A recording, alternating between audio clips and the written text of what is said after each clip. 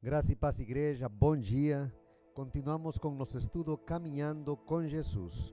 Havíamos falado em aulas anteriores que haviam 3 pré-requisitos antes de começar a caminhar com Cristo: abandonar os odres velhos, as velhas formas religiosas, estar disposto a renunciar e entregar tudo por Jesus e ter um coração inteiro. E isso apenas para começar a caminhar com Jesus. Uma vez que nós começamos a caminhar com Jesus, começamos a aprender um mundo novo, princípios novos, um fundamento novo, de maneira que o que Cristo traz para as pessoas é aquilo que é novo desde os fundamentos. E quando o nosso Senhor Jesus Cristo começa o ministério dele, ele o começa com umas palavras magníficas que estão registradas já pelo profeta Isaías no capítulo 61. Mas eu quero ler as palavras que nosso Senhor leu lá no início do seu ministério, quando, como diz a Bíblia, indo para Nazaré, onde fora criado, entrou num sábado na sinagoga, segundo o seu costume, e levantou-se para ler. Então lhe deram o livro do profeta Isaías, e abrindo o livro, achou o lugar onde estava escrito. Agora começa a citação de Isaías 61. O Espírito do Senhor está sobre mim, pelo que me ungiu para evangelizar os pobres, me enviou para proclamar a libertação dos cativos e a restauração da vista aos cegos, para pôr em liberdade os oprimidos e para apregoar o ano agradável do Senhor. Neste momento, o Senhor está apresentando sua agenda ministerial. Ele está apresentando seu plano de ação.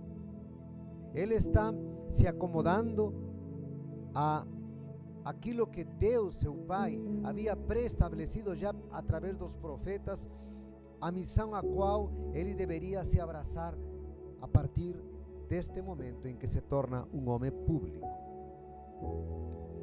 E é fundamental que nós possamos entender aquilo que vou falar agora para vocês. Lembrem que Lucas, ele também escreve Atos. E o roteiro que Lucas usa para descrever o ministério do nosso Senhor Jesus Cristo é o mesmo roteiro que usa para descrever a ação da igreja. Eu vou repetir porque eu gostaria que isso fique gravado em seu coração e em sua mente. O roteiro que Lucas usa para escrever o Evangelho, segundo Lucas, é o mesmo que usa para escrever o livro de Atos. De maneira que o Evangelho de Lucas é o volume 1 e Atos o volume 2. O que descreve Lucas em seu Evangelho? O ministério de Cristo. O que descreve Lucas no livro de Atos? O ministério da igreja. Mas veja que Lucas usa exatamente as mesmas etapas que aconteceram na vida de Cristo, reproduzidas na vida da igreja. Eu vou descrever o seguinte, no seguinte esquema. Jesus começa sendo revestido pelo Espírito Santo. Percebam que desde o ventre da mãe, Jesus já era fruto do agir do Espírito Santo. Especialmente Lucas, ele descreve a história de pessoas como Simeão, por exemplo, que ele era um homem cheio do Espírito, e ele é um dos poucos que consegue entender que aquela criancinha de colo era o Messias. Lucas descreve a João Batista sendo ungido já no ventre da mãe. Então, Cristo, descreve também a Cristo recebendo o Espírito Santo em forma corpórea, como diz um dos evangelistas, como uma pomba no ato do batismo. Veja que o ministério de Cristo, ele é alavancado, ele é movimentado, ele é impulsionado pelo Espírito Santo.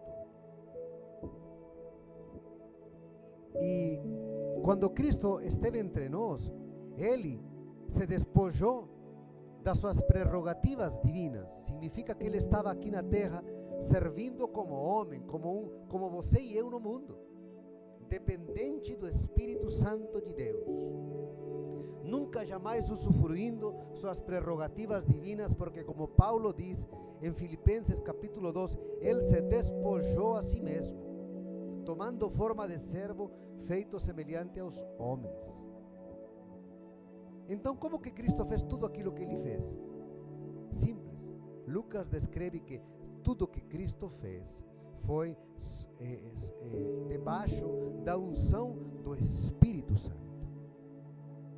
E assim então a igreja também replica isso no livro de Atos. Como nasce a igreja em Atos? Como ela cresce e se torna essa árvore enorme que mais tarde, no século II, vai começar a tomar conta de todo um império. Começa no Pentecostes. Começa naquele dia em que, assim como Cristo recebe o Espírito no ato do batismo, a igreja o recebe em Pentecostes. Veja, continua o roteiro de Lucas. Para Lucas, depois da unção, Cristo começa a ser perseguido e assediado pelos fariseus, os saduceus e os dirigentes religiosos e políticos de Israel. E se vocês leem Marcos, vocês vejam que desde o início já do ministério, os fariseus, os escribas e os saduceus já estão aí de maneira latente, tentando fazer de Cristo, né, um bode expiatório, somente esperando a oportunidade. E assim como Cristo foi perseguido nos evangelhos, a igreja primitiva também começa a ser perseguida. Neste caso, de maneira clara, por exemplo, e concreta, na pessoa de Saulo. Saulo é o abandeirado, né, das elites religiosas judaicas que persegue a igreja. Estevão é o primeiro mártir. Muito bem. Assim como Cristo pregava com palavras e obras. Veja, Atos capítulo 10, versículo 38 e 39. Perdão. Este texto de Atos, de alguma forma, sintetiza aquilo que podemos entender como o motor e o motivo do ministério do Senhor.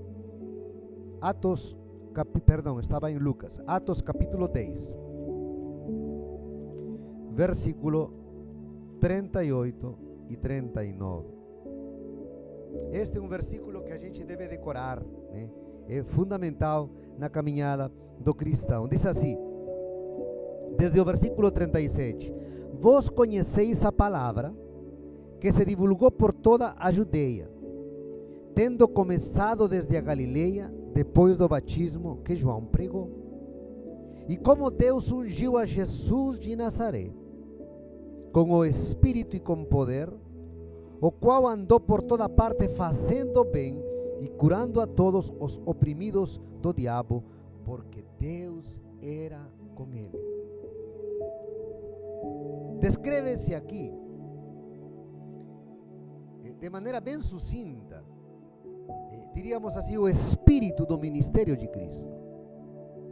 E o ministério de Cristo, ele acontece em poder, em obras poderosas.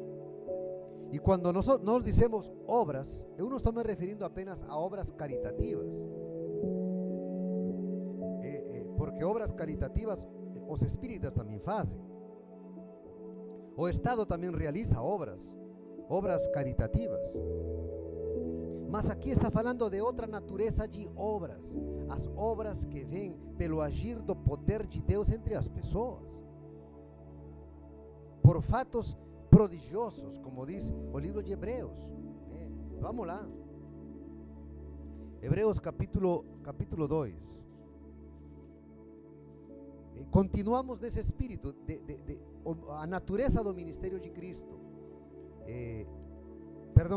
Hebreus capítulo 2. Aqui há um texto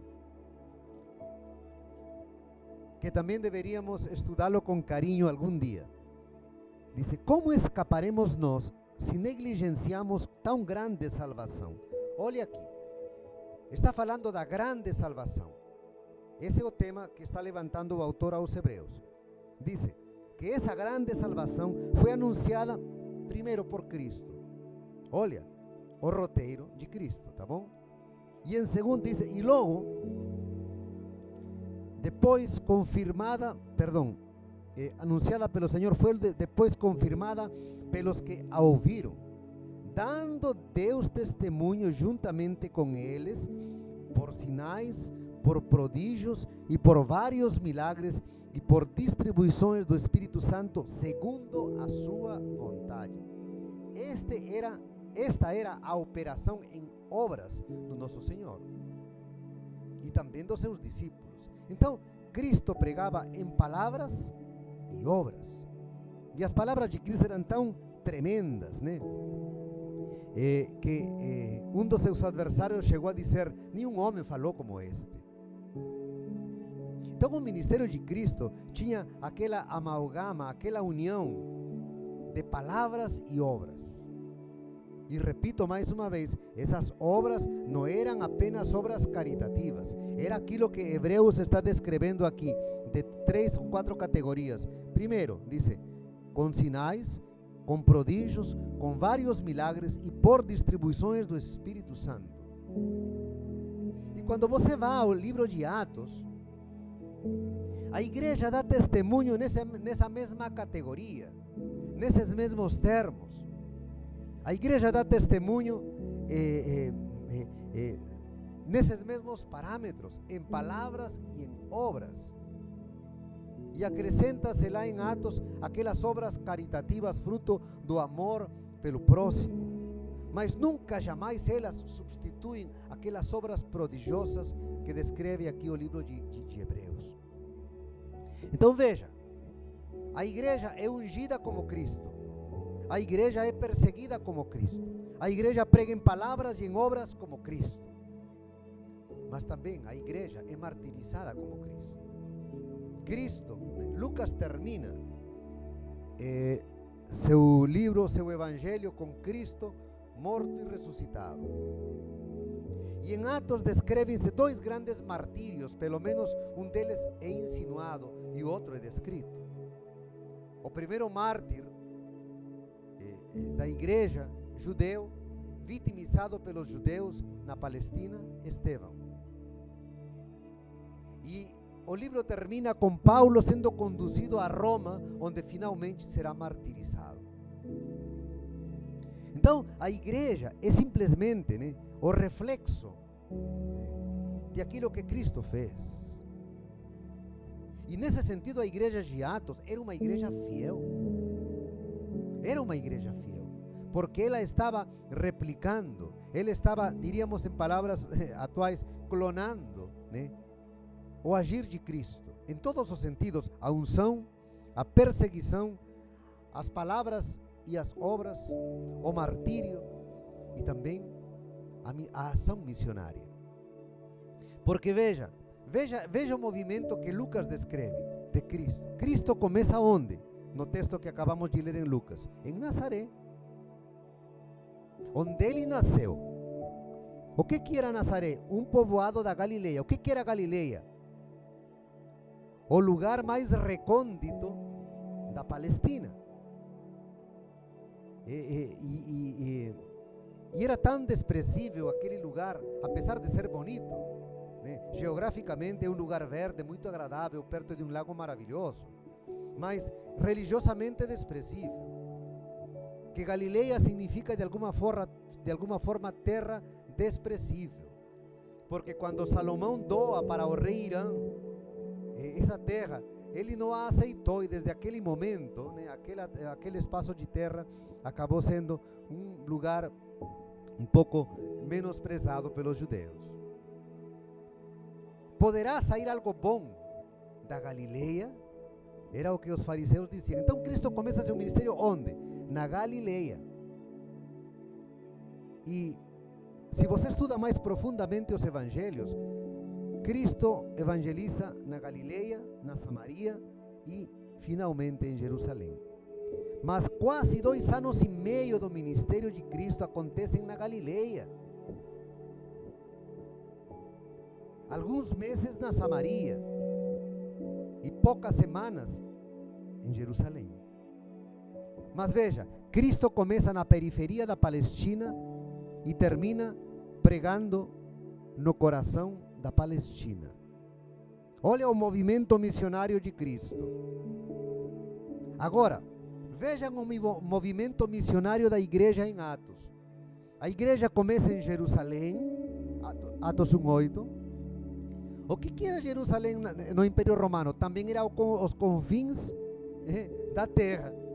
Do Império Romano era Jerusalém. Então Galileia era o confim dos confins da terra. Muito bem. A igreja começa em Jerusalém, que era os confins do Império. E onde termina Atos? Termina em Roma, que era o coração do mundo. Veja, até o movimento missionário do Evangelho como de Atos é o mesmo.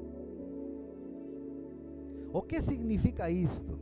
Que aquela agenda missionária que Cristo acaba de descrever em Lucas capítulo 4 e que vai acabar desenvolvendo ao longo do Evangelho, essa agenda deve ser a agenda da igreja. Sempre. E se queremos ser uma igreja poderosa como a igreja primitiva, não temos que estar inventando moda. Apenas devemos replicar a missão de Cristo. Essa é a grande lição que Lucas plasma em o Evangelho de Lucas e em Atos dos Apóstolos. Olha, eu nem sequer entrei no texto em si ainda. E não sei se conseguirei entrar no texto, mas veja que nessas descrições que eu acabo de fazer para vocês, já há uma lição estratosférica, eu diria assim. E não porque eu a diga, mas porque ela está escrita em 2 livros, como é Lucas e Atos. E a igreja, ela tem que se ajustar à missão de Cristo. Tem que se ajustar a ela. E Lucas, ele descreve a missão de Cristo da seguinte maneira. Vamos fazer como as semanas anteriores, quando não der tempo de fechar um tema, a gente fecha na semana seguinte. Como disse, nos preparamos para esta aula, mas a aula é espontânea. Tá? Geralmente, quase não tem edição, então a gente tenta fazê-lo porque cremos que se sai de maneira bem mais natural. E veja o que está escrito aqui. Já descrevendo o texto, onde a missão de Cristo, ela é descrita clarissimamente em 5 movimentos que devem ser, diríamos, para a nossa igreja de hoje, o coração e a essência do que significa ser igreja. Primeiro, Cristo diz: o Espírito do Senhor está sobre mim, porquanto o Senhor me ungiu. Muitas vezes nós buscamos a unção pela unção, o revestimento do Espírito Santo, pelo simples fato do revestimento do Espírito Santo gerar situações emocionais e extáticas maravilhosas, sensações tremendas. Mas veja que Deus não está interessado apenas nisso, porque o texto diz: o Espírito me ungiu para. Ou seja, há uma finalidade divina, eterna, no fato de sermos revestidos pelo Senhor. E o propósito é simples. Não precisa de uma grande exegese bíblica para entendê-lo, porque diz: me ungiu para evangelizar os pobres. E A que pobre se refere? Vá ficando com essa pergunta ali. A que pobre se refere o texto? Aos pobres materiais? Ou aqueles pobres dos quais fala Mateus, bem-aventurados os pobres em espírito? Vamos chegar lá. Como disse, chegamos mesmo que seja na próxima aula. Mas a primeira coisa que aparece aqui é Cristo se auto-percebendo como o mensageiro profético. Por quê? Veja Isaías 52, versículo 7. Vamos lá. Isaías 52, 7. Veja a descrição do mensageiro profético. Cristo se auto-percebe como aquele que traz boas novas. Que formosos são sobre os montes os pés do que anuncia as boas novas, que faz ouvir a paz, que anuncia coisas boas, que faz ouvir a salvação, que diz a Sião: o teu Deus reina. Cristo se auto-percebe como este mensageiro, como o ungido do Senhor. E a primeira vez que na Bíblia aparece a palavra evangelho no sentido de boas novas é aqui, Isaías 52, 7. E qual que é a grande boa notícia que este mensageiro traz? Qual que é a grande nova que é trazida por este ungido, por este mensageiro de paz? A mensagem que este mensageiro traz é a mesma que Cristo trouxe. Qual que é? Veja o final do versículo 7. O teu Deus reina. Ou seja, o que anuncia este mensageiro de Isaías? Anuncia a vinda do reino de Deus, ou aquilo que os profetas chamavam a vinda de Deus. Esse é o anúncio, esse é o conteúdo da mensagem. O reino de Deus, o reinado divino. E vejam que, se você consulta a todos os grandes comentaristas da Bíblia, a todos os teólogos renomeados, e você pergunta, qual era o conteúdo da mensagem de Cristo? O anúncio do reino. O anúncio do reino. O Senhor me ungiu para evangelizar. Evangelizar significa levar boas novas. E qual que é a boa nova? Deus reina, o reino de Deus é chegado. E o que significa que o reino de Deus chegou? Vou fazer aqui um resumo enorme dos profetas. O sonho profético, o sonho no sentido de anelo, aspiração, desejo, utopia talvez, diríamos assim, era que Deus venha e assuma o seu reino. E os profetas descrevem a vinda do reino de Deus em duas direções. A primeira é que quando Deus venha, os seres humanos serão colocados em perfeita comunhão com Deus. Entendeu? Isso significa os seres humanos serão reconciliados com Deus. E o anúncio do reino é o anúncio da reconciliação do ser humano com Deus. É a retomada do nosso destino que temos como criaturas. Quando Deus nos criou lá no Éden, Deus nos criou para sermos duas coisas: amigos e servos de Deus. E o ser humano perdeu esse destino. O pecado o afastou desse propósito. E de ser amigo, tornou-se inimigo. E de ser servo, tornou-se dono de si mesmo. E assim o ser humano se perdeu. Por isso que Jesus dizia em Lucas capítulo 19, versículo 10, que ele veio para buscar e salvar o que se havia perdido. Muito bem. O anúncio do reino significa isso. Os seres humanos são novamente colocados em comunhão com Deus. E Cristo, queridos, fez isso de maneira magnífica. aqueles sobre os quais pesava o poder da religião e das instituições religiosas que impunham fardos tão grandes que os faziam indignos do favor divino. Cristo remove esses jugos e coloca o jugo leve e suave. Eu vou dar aqui um exemplo. Imaginemos que tem uma prostituta na época de Cristo, e essa prostituta chama-se Maria. Então Maria, ela chega um dia, entra em sua casa e diz: eu quero deixar essa vida, eu quero novamente restabelecer uma comunhão com Deus, então eu devo seguir os procedimentos que a lei me diz. Eu tenho que ir lá e sacrificar, se eu sou uma pessoa pobre, uma pombinha, se eu sou uma pessoa de mais ou menos recursos, um cordeiro, se eu sou uma pessoa muito rica, um boi. Então, a Maria, que não tinha muitos recursos, de repente, levava uma pomba para sacrificá-la, para expiar os seus pecados. Sabe o que o sacerdote dizia? Não posso aceitar a tua oferta, porque muito provável você a comprou com dinheiro impuro, com dinheiro de prostituição. Então a Maria estava condenada para sempre a ser uma prostituta, mesmo que ela quisesse ser uma mulher nova e diferente. Então Cristo aparece, chega e diz: filhos, teus pecados estão perdoados. Quem é este? Diziam os fariseus. Somente Deus pode perdoar pecados.